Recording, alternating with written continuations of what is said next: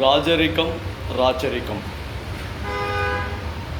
రాజరికం అంటే వంశపార్యపర్యంగా ఈ రాజు మా పెదనాన్న, ఈ రాజు మా చిన్నాన్న, ఈ రాజు ఆ రాజు ఆ రాజు ఆ రాజు అన్నట్టు భారతదేశంలో దాదాపు కొన్ని వందల సంవత్సరాలు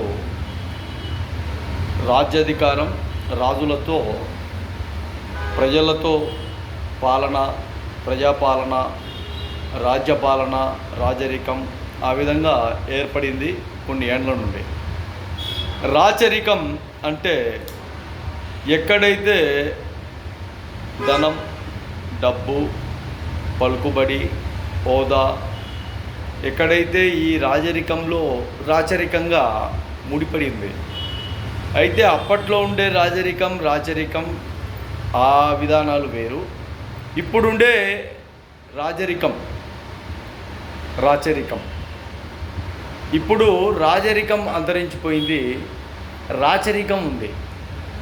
ఎవడైనా కానీ మంత్రి కావచ్చు, ఎమ్మెల్యే కావచ్చు, మినిస్టర్ కావచ్చు, ఎంపీ కావచ్చు, ఇంకొకటి కావచ్చు. అప్కమింగ్ అంతా రాచరికంతోనే పాలన సాగుతుంది. పేదవాడు ఎమ్మెల్యేకు పోటీ చేస్తాడంటే చేయలేడు, పేదవాడు ఎంపీకి పోటీ చేస్తా అంటే చేయలేడు, మినిస్టర్కు పోటీ చేస్తా అంటే చేయలేడు, ముఖ్యమంత్రికి చేస్తానంటే చేయలేడు, ప్రధానమంత్రికి పోటీ చేయాలనే కూడా చేయలేడు. ఇప్పుడుండే పాలన, ప్రభుత్వము, అధికార గుణం వీళ్ళంతా రాచరికంతోనే ముందుకు ప్రయాణం చేస్తారు. కాబట్టి రాచరికం